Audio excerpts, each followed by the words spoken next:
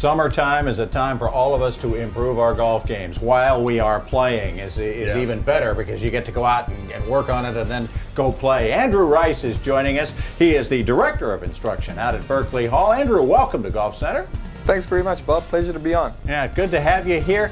Tell us a little bit about the team at Berkeley Hall that works on folks' games who are, not only members but non-members coming in. Tell us a little bit about it. Well, it's myself and a lady by the name of Krista Dunton. We've been there for a long time. I've actually been at Berkeley Hall since before we opened, which is over 13 years now. Really enjoy it. As you know, it's a fantastic facility, great place to ply my trade, really. Well, let's get right into the juice of it, Andrew. What do golfers need to do to get better?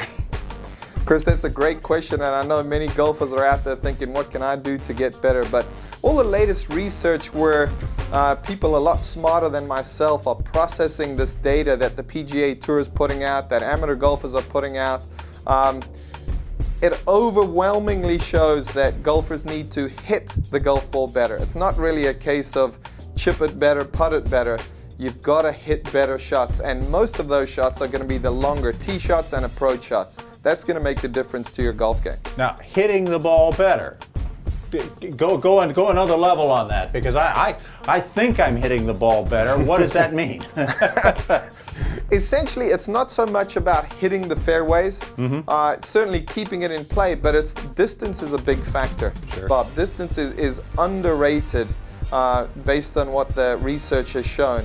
You look at Bubba Watson and the success he's had. Really look at all the top players in the game today. They're all exceedingly long. They're all in the top 20% when it comes to distance-wise, and that's showing it makes a big difference. Yeah, that's definitely been the trend. Bubba, JB Holmes 2 weeks ago. Sure. Yeah. You just released a video on wedges. And the video starring Russell Crowe and Jennifer Aniston. I mean, this is going to be a it hot ought to be summer. spectacular. Yeah. Where can we get that, Andrew?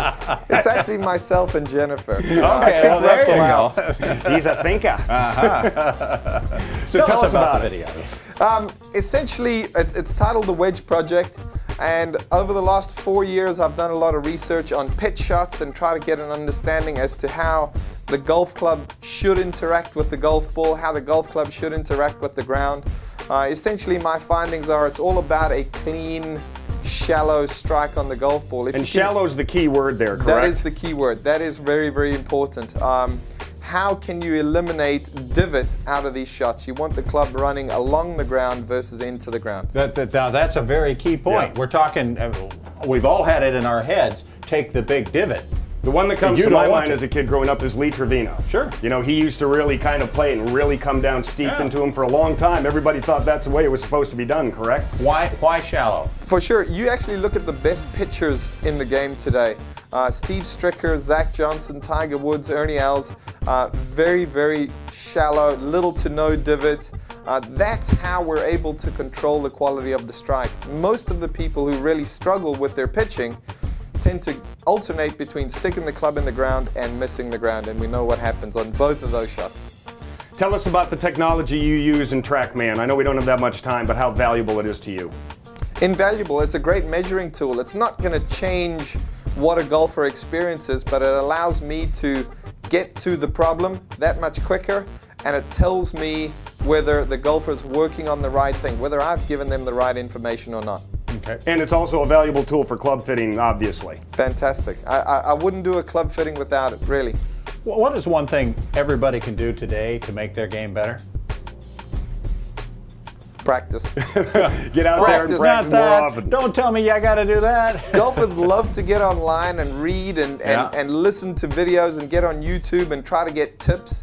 Go out and practice. See what that does for you.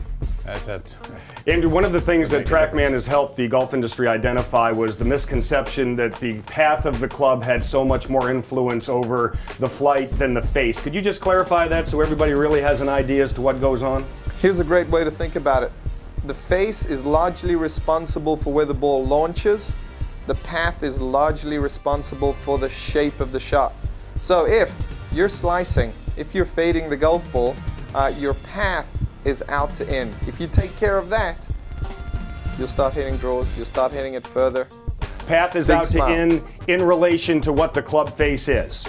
Because that's Correct. from what I Correct. understand, we're always Correct. looking off of the club face. My experience, Chris, is the golfer will learn to calibrate the face, position the face where they need to in order to get the ball to finish at the target. If you can fix the path and perhaps adjust the face with a little bit of practice, a little bit of your own calibration, you'll start to hit the shaped shots that you're looking for. Andrew just couldn't be more right. That TrackMan is just a terrific tool, and it really can identify exactly where your air is and give you maybe sometime a little different way to go about fixing it. Absolutely. Okay, TrackMan, and I know that the technology allows you to compare swings with not only yourself, but with the guys on tour and all of that. Who's the guy you like to compare people to? Who's the next big superstar? Bob, certainly I think the next big superstars, we're seeing them week in and week out. Rory, I think Rory's doing well and playing poorly. Wait till he gets it going. I think Jordan Spieth is going to be a top-notch young player to look for in the future. He seems to have a lot of heart, a lot of game. I would certainly look towards those two guys. Andrew Rice, thanks so much for being with us. We'd like to have you back again soon if you would. Thanks, guys. Really enjoyed it.